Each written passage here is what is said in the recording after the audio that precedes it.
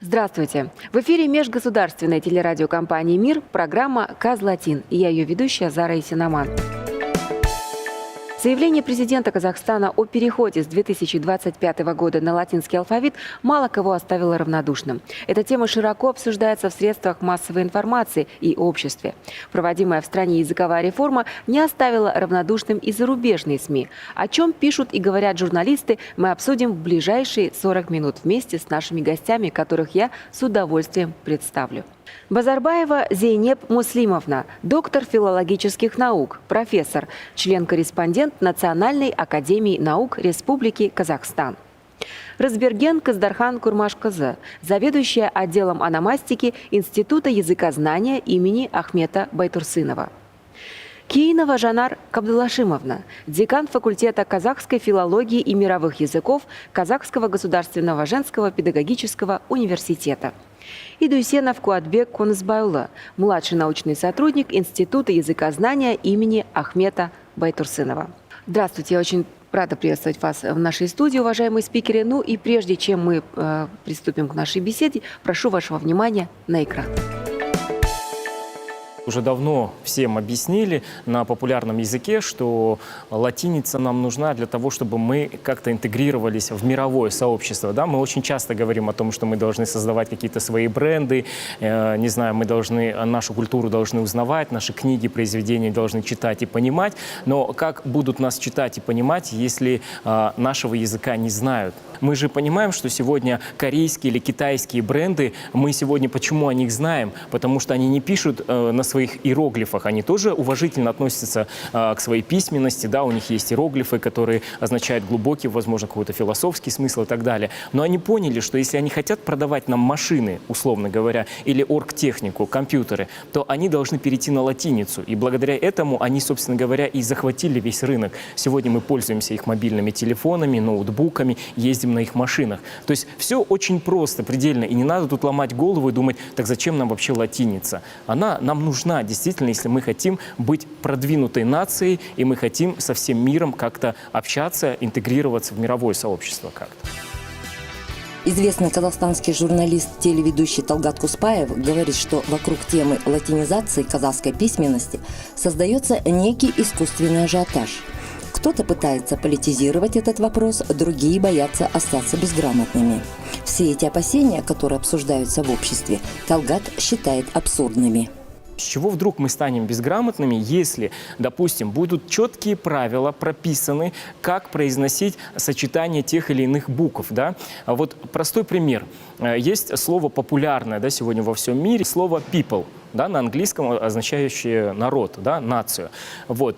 И мы же, если по буквам разбирать, там пеопле, да, но никто же не читает пеопле. Все говорят people, то есть мы уже читаем, мы понимаем, что есть определенные правила, по которым это слово произносится именно так и читается так. Проблемы как таковой нет. Ее раздули для того, чтобы это, был некий камень преткновения, да? Что вот смотрите, как все сложно, что произойдет какой-то глобальный какой-то апокалипсис, что вот мы вдруг все станем безграмотной нацией, как будут учиться и как будут читать и понимать наши дети, и вот поколения перестанут друг друга понимать. Уже нашли решение этого вопроса. Поэтому вообще не вижу, это вот настолько вот пустой разговор, он не стоит ничего.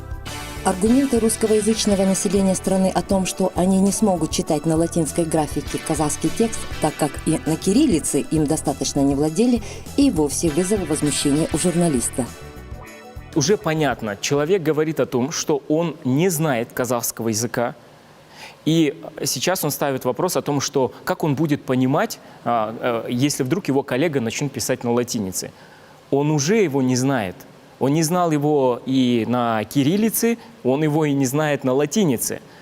То есть вопрос не о том, что, как он будет читать и понимать, а вопрос о том, что он вообще не знает казахского языка.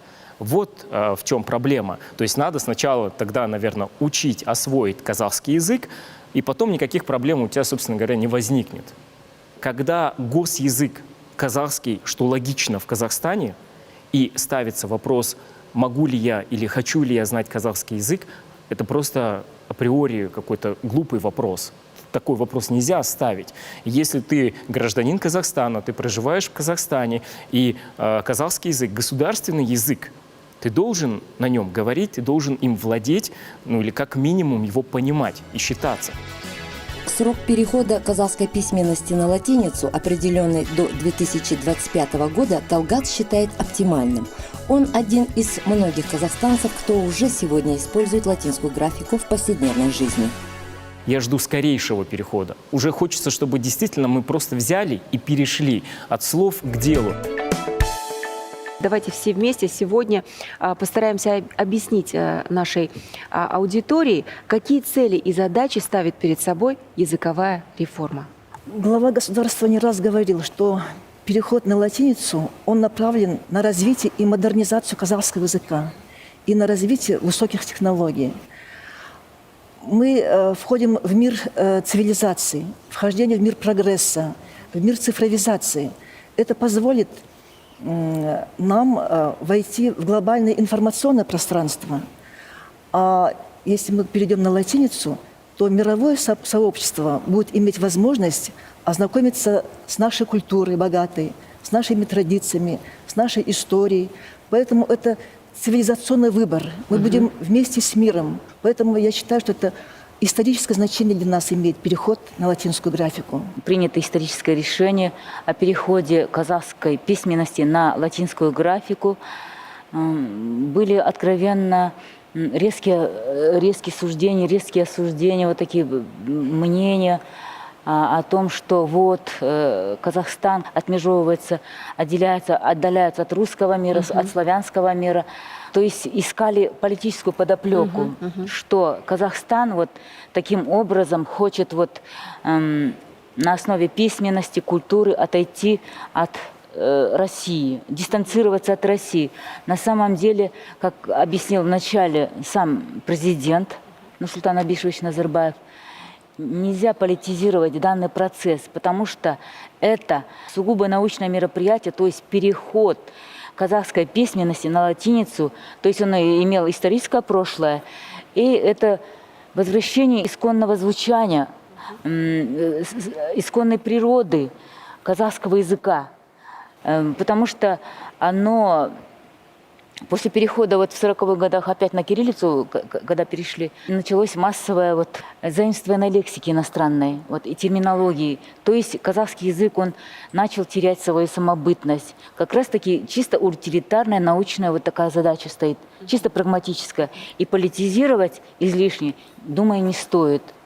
И я думаю, лица, которые политизируют, политологи, они спекулируют на этом.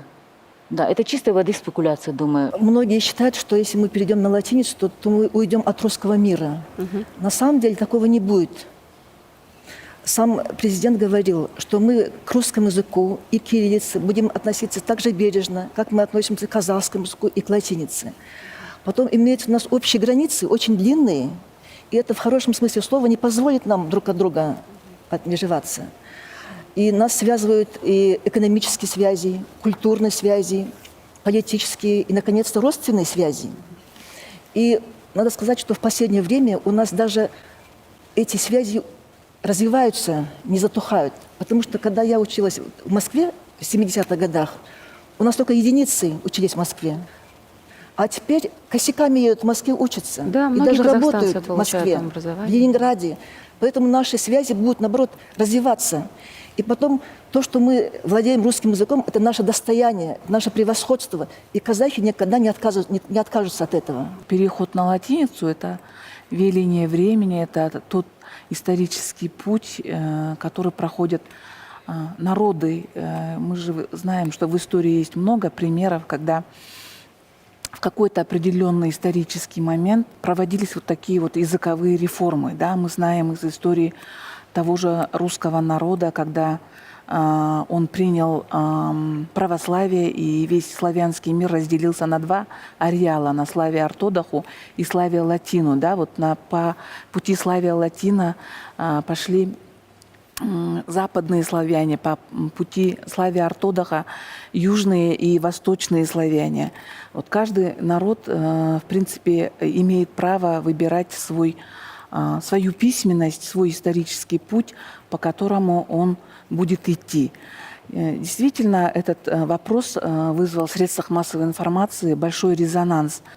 Мы считаем, что говорить о том, что переход на латиницу – это кардинальный такой вот вызов кириллицы или переход на латиницу вызовет какие-то большие политические проблемы и споры, это действительно, вот как мои коллеги сказали, это совсем неверная трактовка, потому что мы все понимаем, что этот процесс имеет внешнеполитическую плоскость, то есть прежде всего она связана, реформа языковая связана с обновлением казахского языка, с тем, что казахский язык, он нуждается в такой реформе, причем давно, и к этому мы шли, это не произошло в одночасье, к этому мы шли все годы своей независимости.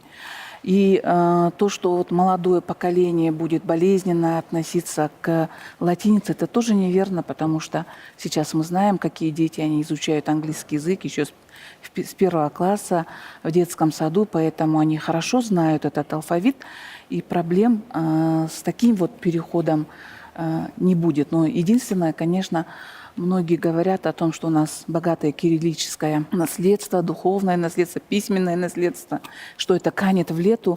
Это тоже не произойдет, потому что все народы очень трепетно относятся к своей письменности, к своей истории.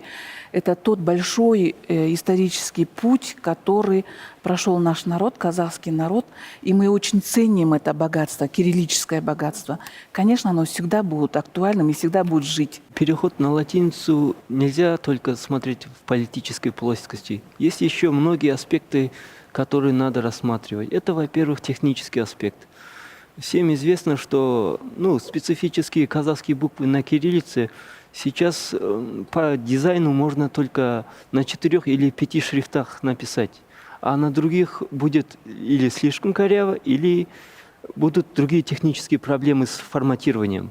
И в этой связи переход на латиницу как раз будет открывать дорогу для дизайнеров и для людей специальностей по типографии.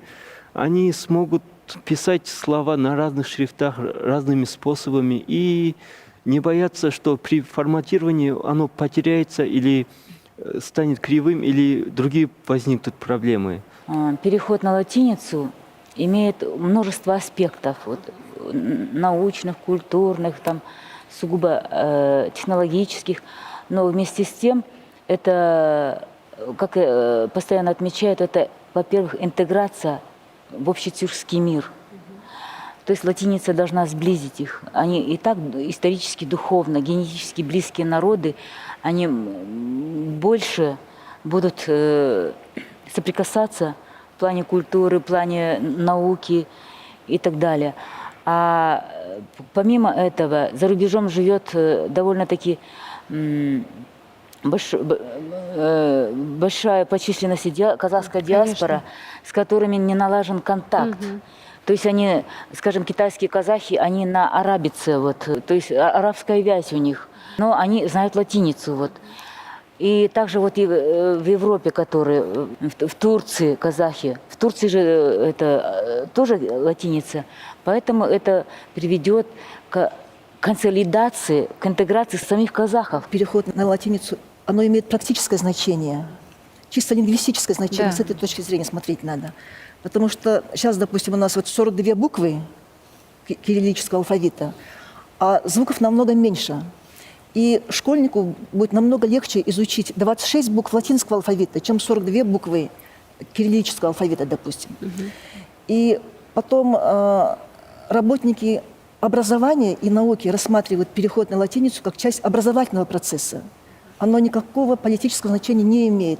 Как я сейчас говорила, что наоборот, мы будем всегда с Россией вместе, потому что мы в хорошем смысле слова обречены быть вместе. Наши большие границы нам не позволят отдаляться друг от друга.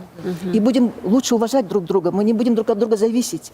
И будем изучать свой казахский язык не через посредство русского языка, а напрямую. И как говорила Каздархан, И на самом деле у нас за границей очень много казахов, 5 миллионов казахов, и они и в Америке, и в Европе, и в Азии. И они будут общаться друг с другом на основе латинской графики. И здесь только можно рассматривать как преимущество перехода на латиницу. По сути, сейчас каждый человек, конечно, мы имеем национальную, культурную идентичность, но с другой стороны, в условиях меняющегося, глобализирующегося мира, каждая личность сегодня становится уже транскультурной личностью, когда в одном человеке сидят, когда один человек может идентифицировать себя с другими культурами, с другими языками. Поэтому латиница, безусловно, поможет интегрироваться в мировое пространство и научное, и коммуникационное, и культурное. Совершенно несуразно выглядит, да, вот такой отзыв СМИ, что переход на латиницу – это исключительно политическая подоплека и желание понравиться Западу. Хотя мы не устаем говорить о том, что это сугубо дело нашей страны, то есть это касается только казахского языка, да, и кириллица так или иначе всегда будет присутствовать в жизни всех казахстанцев. Дело в том, что в последнее время мы добились значительных успехов в социально-экономической сфере. И мир признал наше государство, молодое государство. Нас знают большие вот эти международные организации, и политические, и экономические. У нас имеется вес какой-то. И теперь нужно формировать культурную самоидентификацию. Чем мы отличаемся от других? Какова наша история? Какая у нас культура? И благодаря латинице мировое сообщество будет узнавать нас, как казахов, кто мы такие, какова наша история и традиции. Все это очень важно для нас, для казахстанцев. Век интернета, век глобализации, высокотехнологические вот эти вот процессы, которые ежедневно внедряются, вот, вторгаются в нашу жизнь, они стирают все границы, в том числе вот виртуальные, транснациональные границы, и сближают все народы. И в том числе вот эта вот латиница, она графика, оно мощное средство. Мы легче будем интегрироваться во всемирное информационно-коммуникативное пространство. То есть будет доступна наша, скажем, научная терминология тем же ученым, скажем, на другом конце света. Казархан правильно говорит, что переход на латиницу – это веление времени. Это в эпоху межкультурного сотрудничества и трехязычия молодежи легче будет адаптироваться в информационном пространстве, где доминирует латинская графика. И этого не нужно бояться, потому что переход будет осуществляться постепенно, системно и поэтапно. Разделить на 3 этапа. Допустим, первый этап, он включает 2018-2020 годы. В это время будет подготавливаться нормативно-правовая база перехода на латиницу. И в это же время будут подготовлены правила орфографии. Это очень трудоемкая работа. У нас в Институте языкознания была составлена сначала концепция, орфографическая концепция, и на ее основе разрабатывали правила орфографии. И чтобы разработать правила орфографии, чтобы грамотно писать, нужно знать теорию правописания, нужно знать историю, диалектику развития письма. Все это было учтено. И сейчас у нас вот эти правила уже готовы. Сейчас они уже проходят апробацию. И, кстати, на днях вот в газете «Казахстанская правда» и «Вегемен Казахстан» в приложении должна выйти вот это вот проект казахской орфографии на основе латинской графики. Второй этап охватывает 2021-2023 годы. Этот этап будет организационный. В это время будет методический и будут читаться лекции, проводиться семинары, курсы для населения, будут обучаться писанию на латинице. И, кстати, в это же время обещали подготовить наши удостоверения личности и паспорта на основе латинской графики. И учебники. Вот, и учебники в это время, потому что методическая тоже группа будет работать. И третий этап – это уже 24-25 годы, когда уже все дело производства перейдет на латиницу. И центральные органы власти, местные органы власти будут на латинице. Кстати, СМИ, средства массовой информации, издания, уже все это будет на латинице, правоохранительные органы. Получается, у нас не будет спешки. А вот наш отдел ономастики, он занимается как раз-таки вот созданием правил, разработкой правил написания казахских имен и фамилий на основе латинской графики. И справочник. И кто нуждается в такой работе? Конечно, работники, документирующие органы. Это органы ЗАГС, центры по обслуживанию населения, которые выдают свидетельства о рождении, паспорта и удостоверение личности. Да, документация. Да, и здесь задействованы несколько министерств и ведомств, то есть, которые отвечают за документирование. То есть нужно взаимодействие. И вот здесь у нас вот еще нерешенные проблемы. А как же будут писаться Да. фамилии лиц не казахской национальности? Вот как здесь найти скажем, точки вот славяне те соприкосновения? же. У нас есть немцы, у нас есть поляки, украинцы, русские. То есть они, я считаю, останутся на кириллической графике. Мы вынуждены все равно разрабатывать правила транслитерации не казахских фамилий и имен на основе казахской латиницы. Для чего же? Скажем, банковское дело, дело производства, подписание договоров, оно будет идти вот на двух языках. Кириллическая часть и латинографическая часть. То есть русские в учебниках, например, того же Пушкина. Например, мы же не будем вкраплениями на кириллице Пушкин писать. То есть необходимо тоже такие же правила. Ономастика сама Да. по себе, вот, это имена собственные, это подразумевает не только имена, вот, фамилия и отчество, это и географические названия, и это политическая карта мира. В последующих этапах у нас стоит задача вот, перевода либо транслитерации наименования государств, столиц мира. Например, Москва, у нас Москва, уже исторически с 19 века идет Москва. Ресей. И тут тоже очень много задач у нас стоит. Очень много таких проблем, как будем переходить, скажем, вот как географические названия будут транслитерироваться, издание словарей, справочников. Не нужно спешить, чтобы в одночасье вот и никто не собирается в один год все это перевести. Это работа не одного года. Да, это безусловно. несколько лет потребуется.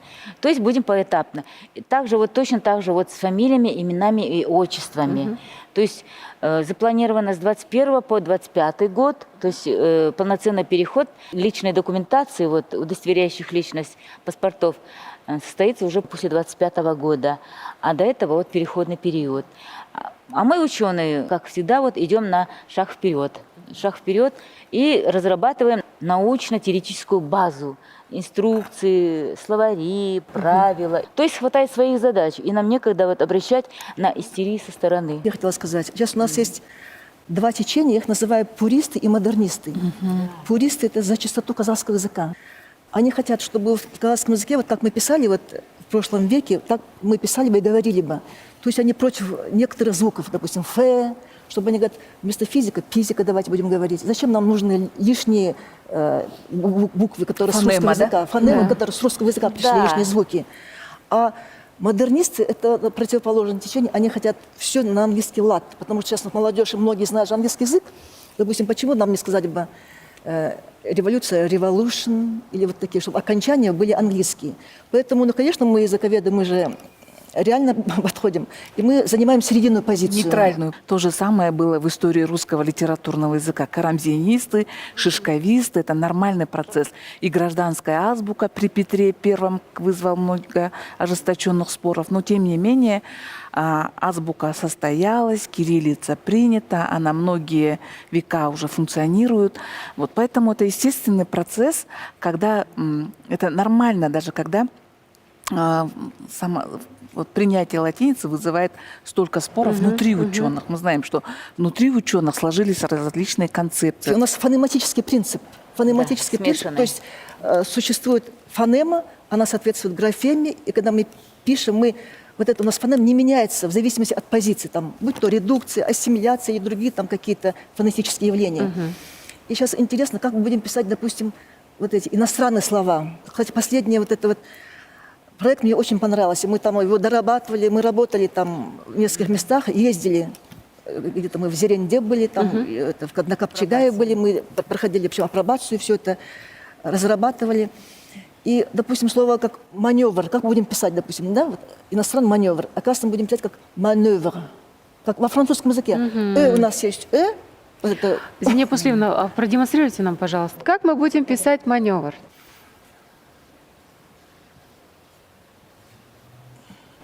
Написание слова «маневр».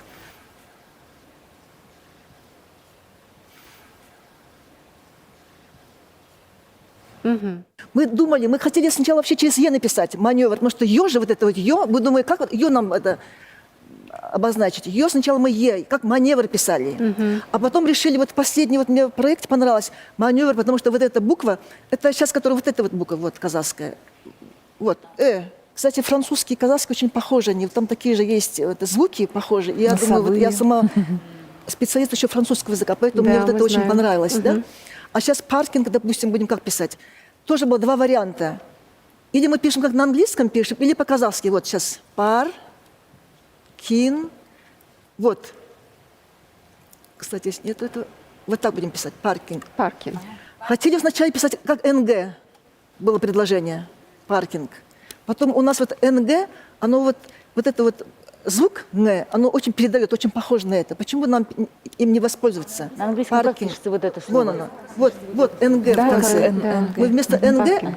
вот у нас Н, которая сейчас вот в кириллице вот так вот обозначается. Паркинг. И боулинг также будем писать. А вот что касается мягкого знака, у нас нет ни мягкого знака, ни твердого знака. Они будут писаться по закону сингармонизма. У нас согласные подчиняются гласным. Поэтому, допустим, слово альманах как будем писать? Альманах вот так мы пишем. Вот. Первый будет у нас и дает уже все будет читаться как мягкое. Альманах.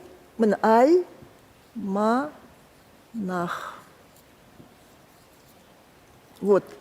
Мы мягкий знак убрали, зато вот это гласное у нас мягкое, и оно все будет читаться Зиня как мягкое. Муслимовна, напишите Альманах. слово Ольга. Ольга, да? Ольга. Без Ольга. мягкого знака на латинице. Ольга. Вот в России, кстати, в 18 году приняты правила латиницы, на транслитерации на латинской графике, без мягкого знака, без всяких знаков. Ольга. Вот так вот. Да.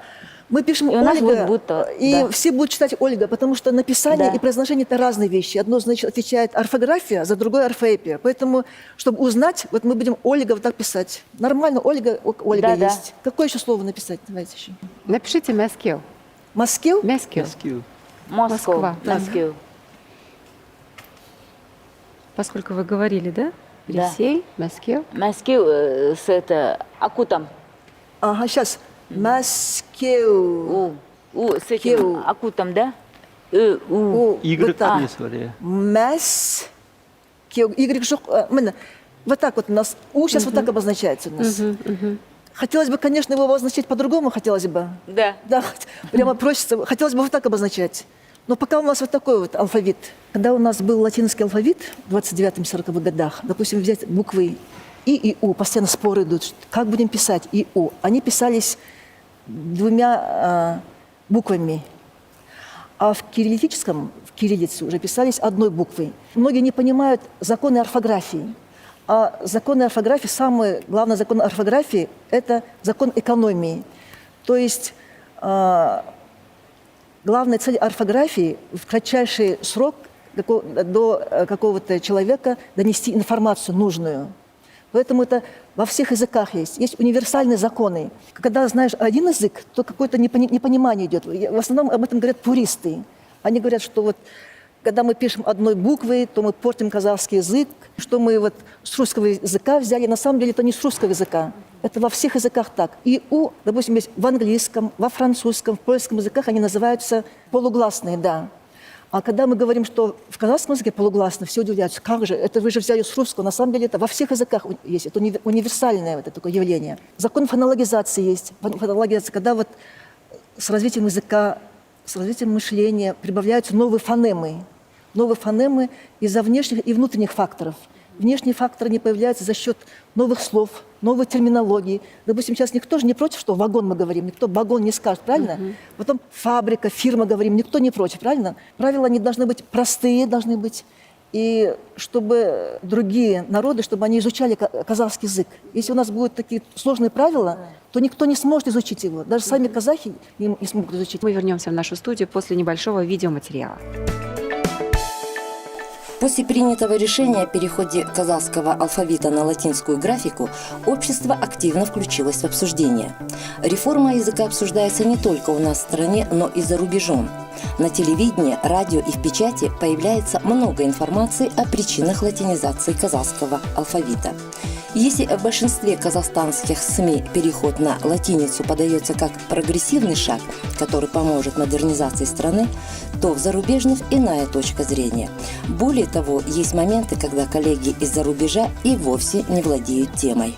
Мне было очень неприятно услышать на одном из федеральных телеканалов, когда уважаемый, казалось бы, журналист федерального телеканала, он заявляет такую вещь о том, что, казахи когда-то, у них был свой казахский язык.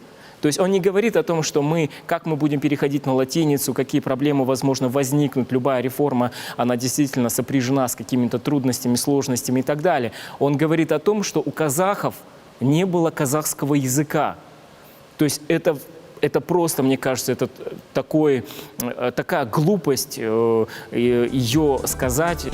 Представители рабочей комиссии, работающие над созданием орфографических правил, говорят, несмотря на то, что реформа только началась и очевидно, что будут исправления и доработки, некоторые отечественные журналисты так и ждут наших ошибок, чтобы сделать их публичными. Я не буду называть издания, но нас огорчает, что они в погоне за новостью пытаются дискредитировать наших ученых-языковедов. Это недопонимание процессов перехода. Реформа, как показывает история, не проходит гладко.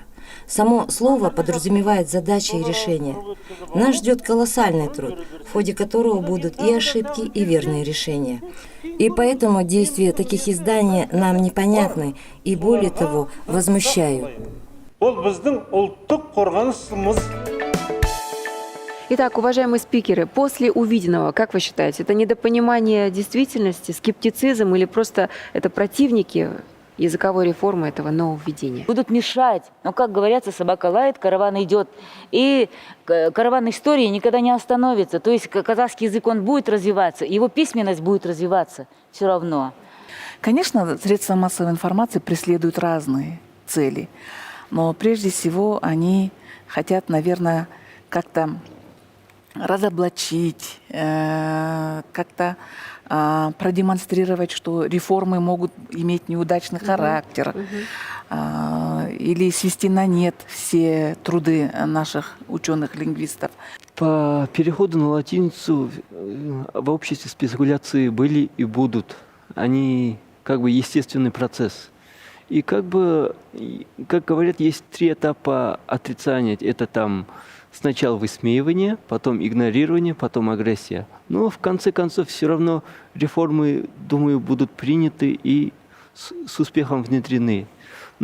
Тут другие вопросы сейчас возникают. Как эта реформа будет, как будет выглядеть графика, будет она ли жизнеспособна? Вот нынешние эти вопросы более животрепещущие, чем политические игры или игры в СМИ. Средства массовой информации говорят о том, что мы хотим понравиться Западу. Это, конечно, чистый бред, потому что Казахстан давно уже позиционирует себя на мировой арене как сильное молодое государство, амбициозное, у которого далеко идущие планы.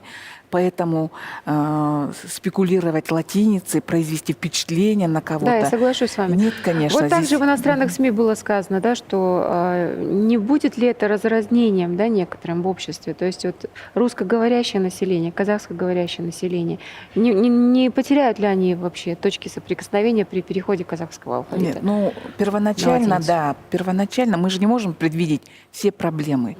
Но, тем не менее, конечно, есть прогнозы, то, что вот общество может разделиться на 2 таких вот микрореала, микрогруппы. Но, тем не менее, мне кажется, все в руках времени, все это должно наладиться с течением определенного времени. Да, будет какое-то, конечно, взаимодействие, будет какое-то взаимопроникновение. Общество одно, поэтому какие-то точки соприкосновения со временем обязательно будут. Мы на латинскую графику переходим самые последние или предпоследние. Да. Вот. И в 90-х годах на латиницу уже перешли, после распада СССР нашей тюркоязычной страны. Потому что мы в то время решали социально-экономические проблемы, у нас проводились реформы, реформы, пенсионные реформы у нас были, банковские реформы, много мы чего сделали. И за это время как бы признали наше государство. Мы развились как молодое государство. И теперь, конечно, уже можно посмотреть вот на духовное возрождение, модернизацию общественного сознания. Поэтому я думаю, что мы как раз вовремя подошли к этому. Ни раньше, ни поздно. И вот еще одно мнение, которое бытует в СМИ. Да? Успеем ли мы вовремя, в срок перевести все книжные, печатные издания, и в том числе и документацию? Здесь такую задачу вообще ставить не надо, потому что у нас есть такой план. Каждый год разрабатывается план. Какие-то вот произведения, что-то вот переиздаются, они переходят, значит, на кириллицу, они издаются. А теперь с какого-то года, допустим, с 21 или с 23 мы будем издавать их на латинице. Потом некоторые считают, что вот у нас столько книги, столько литературы, как же мы все это в одночасье переведем? А их не надо переводить в одночасье. Будет переводиться только нужная литература. Нужная литература. И притом сейчас у нас много программ по конвертации. Даже в нашем институте языкознания есть такая программа, в других местах программы есть. И тем более скоро будет объявлен конкурс, по которому будет выбираться наилучшее. Вот.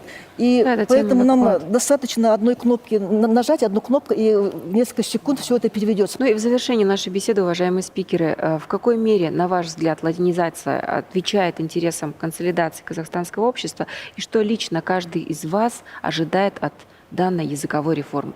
Переход на латиницу – это цивилизационный выбор, это вхождение в мир высоких технологий, в мир прогресса, в мир инноваций, в мир модернизации. И я думаю, что это будет направлено еще на развитие казахского языка, на его модернизацию. Кстати, в 20-х годах прошлого века Ататюрк, он реформировал турецкий язык, он облегчил его, и поэтому было очень много желающих изучать турецкий язык.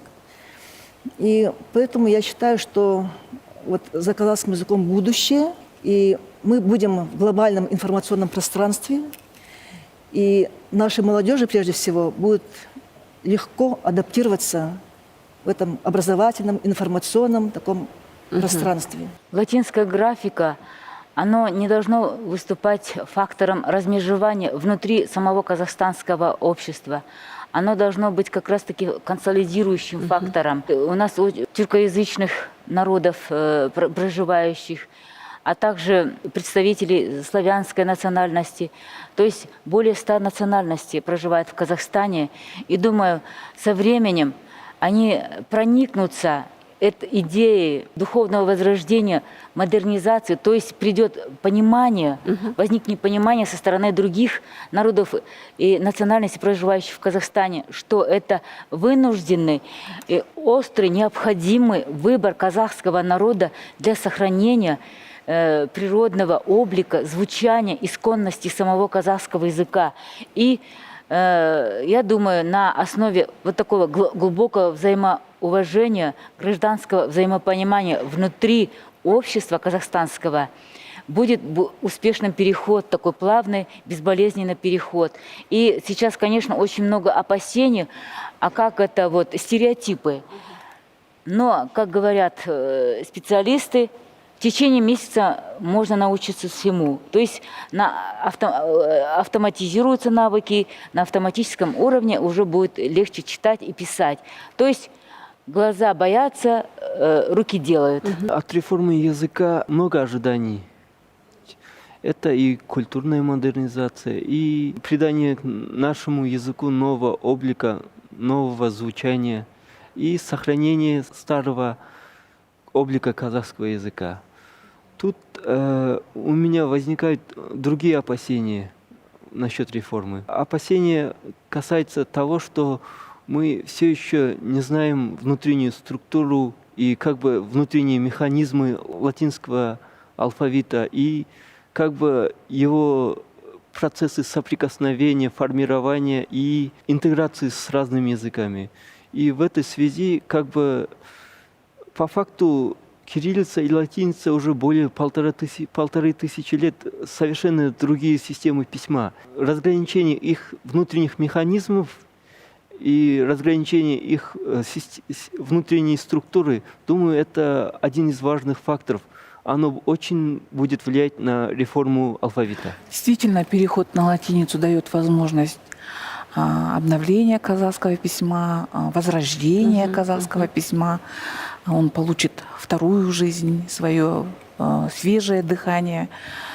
Тем более мы будем учитывать весь опыт наших тюркоязычных народов, Узбекистана, Азербайджана, которые давно уже перешли на латиницу. Учитывая весь опыт, мы сможем преодолеть эти трудности, и настанет время, когда уже наши дети, наши потомки будут говорить, что было это действительно, что это был очень большой такой шаг в историческом пути развития нашего суверенного Казахстана.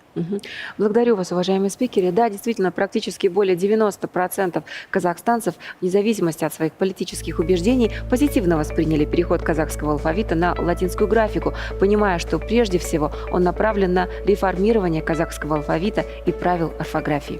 Вы смотрели программу «Каз Латин». Всего доброго. До свидания.